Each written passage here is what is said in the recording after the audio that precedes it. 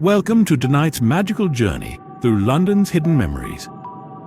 Before we embark on our peaceful journey, may I kindly ask you to give this video a thumbs up if you're ready for a relaxing story, and to consider subscribing to the channel if you enjoy content designed to guide you toward a calm night's sleep. By subscribing, you can make sure that you always receive all the most up-to-date relaxing content created just for you. What follows is a breathing guidance designed to help you transition into a peaceful state of mind. If you prefer to move directly to the narrative, you'll find chapter timestamps in the video description. Feel free to skip ahead and allow yourself to sink into the story of Leonah Blackwood, a young magical herbalist who discovers extraordinary connections between London's oldest buildings and the whispered memories they carry. Let's take a soothing breath together. Imagine the soft moonlight filtering through an elderflower-laden rooftop garden, casting silver shadows that breathe with centuries of unspoken stories.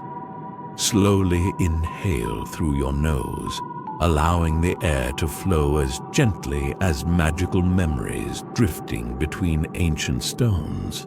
Then exhale softly through your mouth, like a quiet sigh that releases the day's tensions.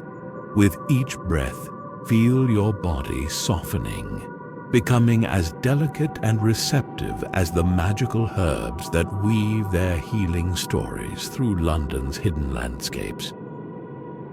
If your mind begins to wander, that's perfectly natural.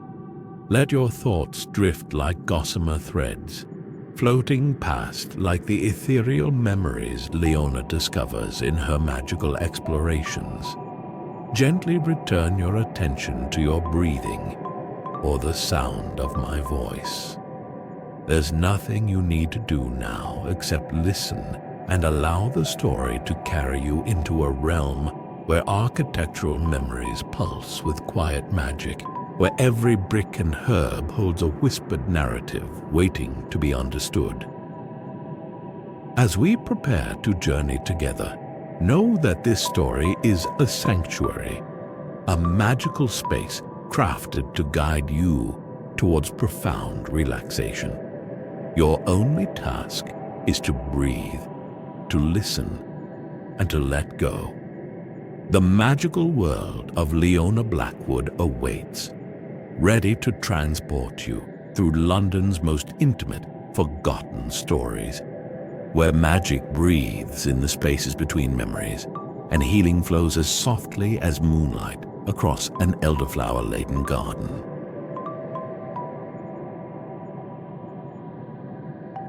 Chapter 1. The Rooftop Garden's Whispers.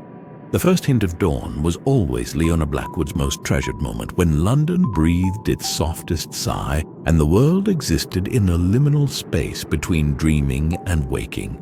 Her rooftop garden, nestled atop a weathered Victorian townhouse in Bloomsbury, was more than merely a collection of plants. It was a living, breathing sanctuary where magic whispered through every carefully cultivated leaf and tendril.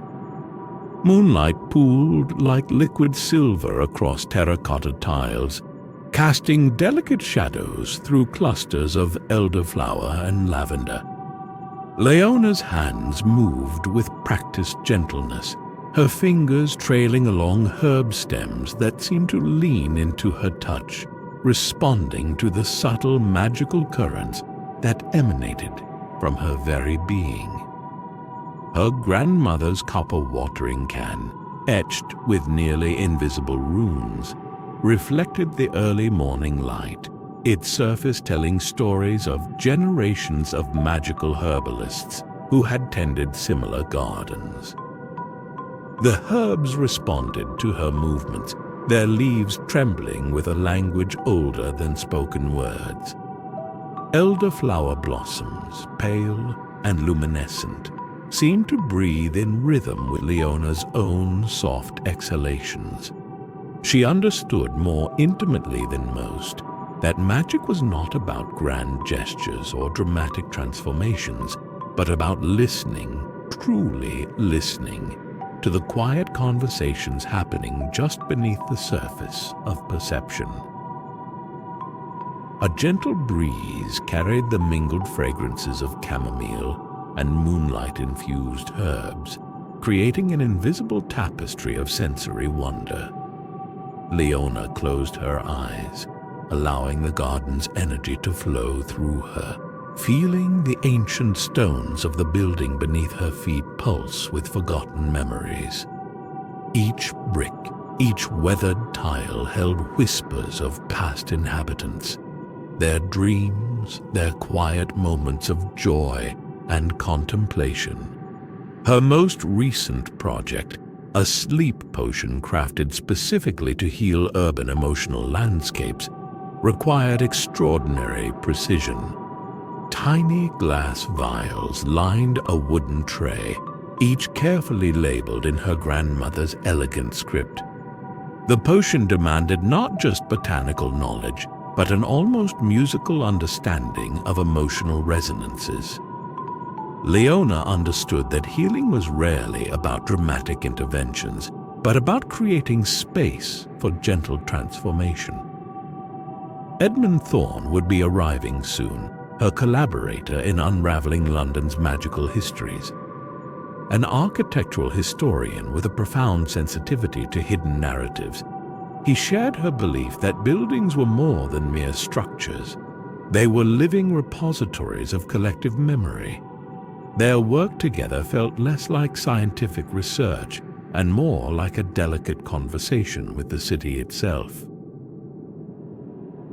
As morning light gradually illuminated her rooftop sanctuary, Leonah noticed something unusual. The elderflower blossoms were trembling, not from wind, but from an internal rhythm that suggested they were trying to communicate something.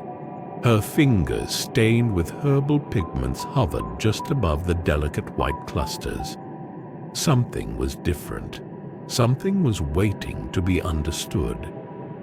The city around her continued its slow awakening. Distant church bells, the soft rumble of early morning traffic, the occasional flutter of pigeons' wings, all blending into a symphony of urban tranquility. Leonah breathed deeply, feeling the magic of the moment suspend itself between heartbeats, between breaths, between the whispers of stone and herb and human memory.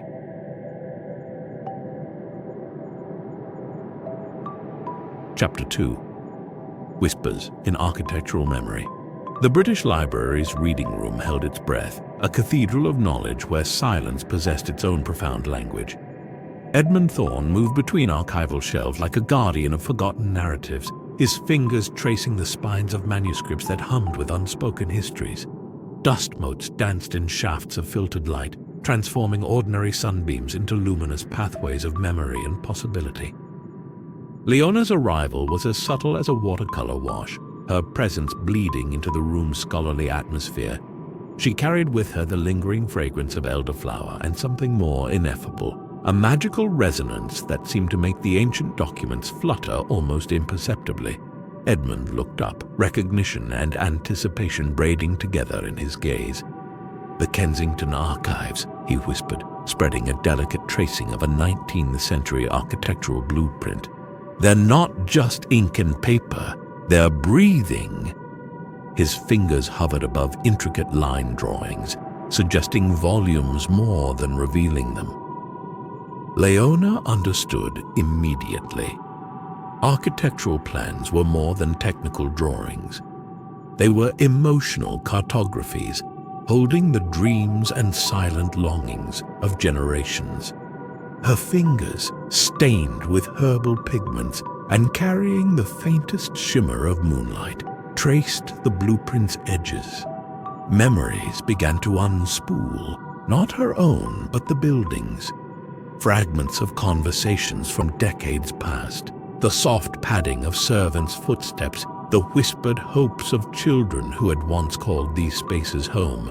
The magic wasn't dramatic or thunderous. It was a delicate conversation, a gentle unraveling of collective remembrance. Edmund watched, entranced. He had spent years studying architectural histories, but Leonah transformed research into something more profound. A living, breathing dialogue with the city's emotional landscape. Her ability to commune with architectural memories was less a skill and more an intimate language, spoken in breaths and subtle vibrations. "Look," Leonah murmured, her voice as soft as a falling leaf. A section of the blueprint seemed to shimmer, revealing hidden corridors not marked in the original design. These were emotional pathways, routes carved by human experience, by moments of joy, of quiet desperation, of transformative revelation. The magic wasn't about grand gestures, but about understanding the intricate emotional topography that existed just beneath perception. The library around them continued its hushed existence, pages turning, distant footsteps, the occasional soft cough. But here, between Edmund and Leonah, a different narrative unfolded. They were map makers of a hidden magical realm, translating the city's silent stories into a language of understanding and gentle healing. As afternoon light began to soften, casting long shadows across marble floors, Leonah and Edmund remained surrounded by their discoveries. They were not conquerors or researchers, but listeners, attuned to the quiet symphonies that cities composed, waiting patiently to be heard.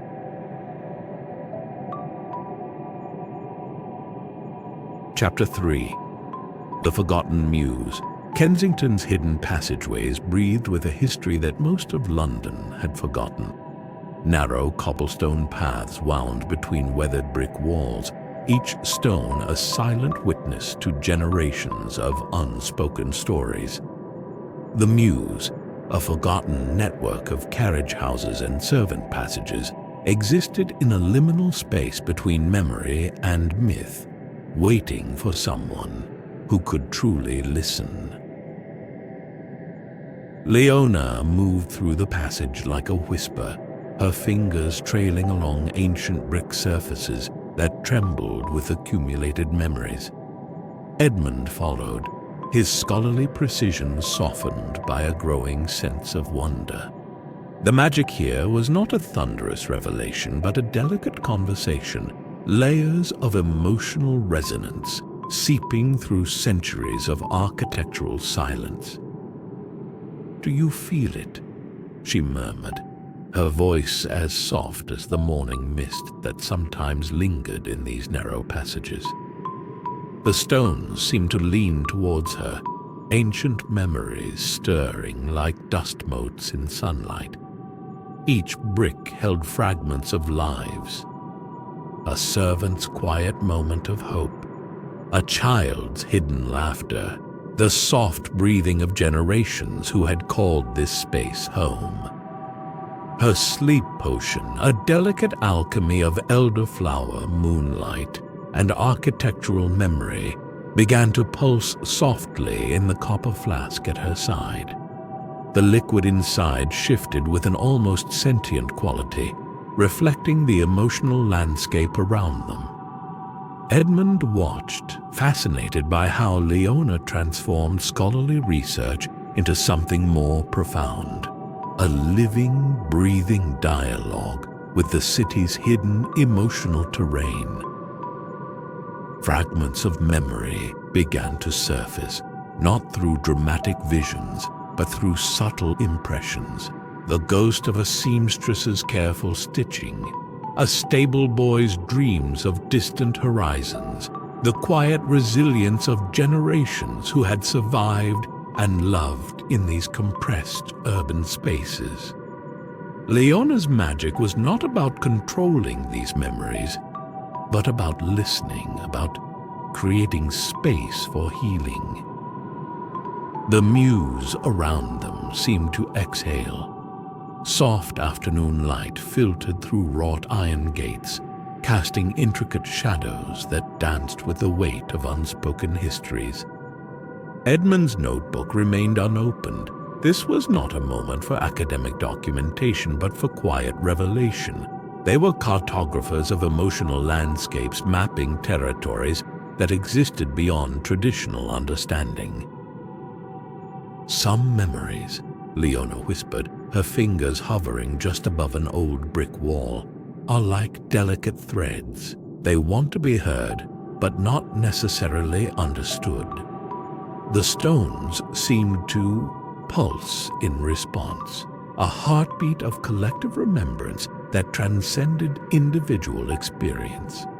The magic here was gentle, transformative, existing in the spaces between breaths.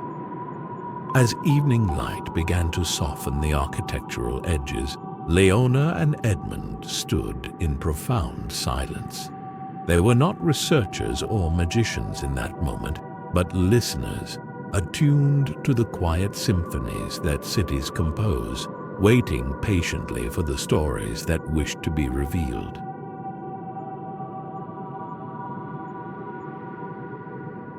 Chapter 4. Moonlit Revelations.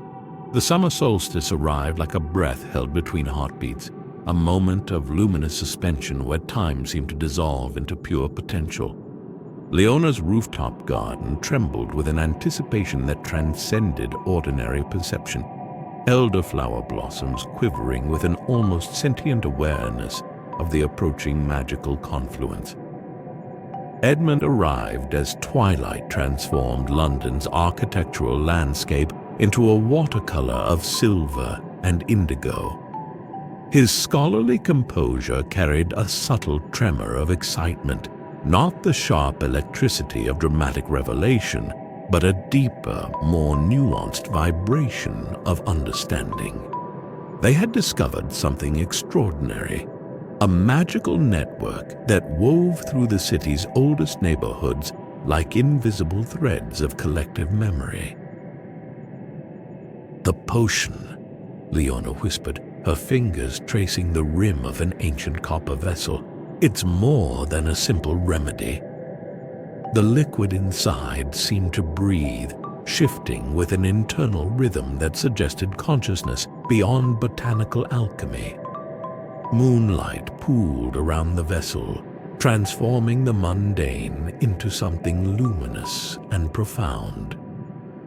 Fragments of architectural memory began to unspool, not as linear narratives, but as intricate emotional landscapes, a Victorian seamstress's quiet resilience, a stable boy's unspoken dreams, the collective sigh of generations who had survived, loved, and transformed within these urban spaces. The magic was not about control, but about creating space for healing, for understanding. Edmund watched, mesmerized by how Leonah transformed scholarly research into something more akin to emotional cartography. Her ability to commune with the city's hidden narratives felt less like a skill and more like a profound language, spoken in subtle vibrations, in the spaces between breaths, in the quiet moments often overlooked. The solstice night wrapped around them, soft and luminous. Distant church bells marked time's passage, their sound blending with the subtle rustling of herb leaves and the almost imperceptible pulse of magical energy. Leonah's hands moved with a grace that suggested she was not merely preparing a potion, but weaving an intricate spell of remembrance and healing. "Some memories," she murmured, her voice as soft as falling moonlight, "want to be heard, but not necessarily understood." The copper vessel before her seemed to respond, its contents shifting, reflecting complex emotional landscapes that defied traditional understanding. Edmund recognized this as something beyond magic, beyond science. a profound act of listening. As midnight approached, the boundary between memory and moment dissolved. Leonah and Edmund stood at the intersection of past and present, their work a delicate bridge between forgotten histories and the luminous potential of understanding. The city breathed around them, its stones exhaling centuries of quiet stories, each breath a lullaby of forgotten dreams.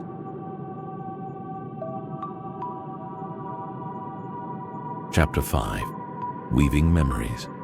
The city's emotional landscape unfurled like a living tapestry, each thread a delicate narrative waiting to be understood. Leonah stood at the threshold of something extraordinary, a magical archive that breathed with the collective memories of London, her hands trembling with the weight of generations of unspoken stories. Edmund watched from the window of her rooftop sanctuary, the early morning light transforming the space into a luminous chamber of memory and possibility. Her fingers moved with a grace that transcended ordinary gesture, each movement a subtle incantation, each breath a bridge between forgotten histories and the luminous present.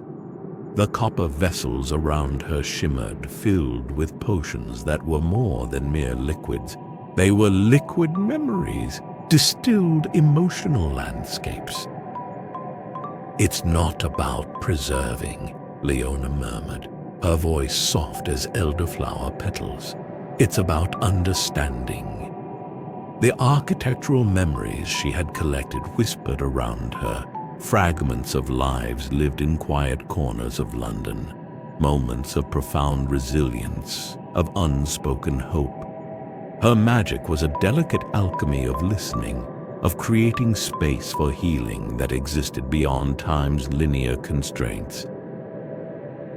The potion before her began to pulse, not with dramatic energy, but with a subtle rhythmic breathing that suggested consciousness.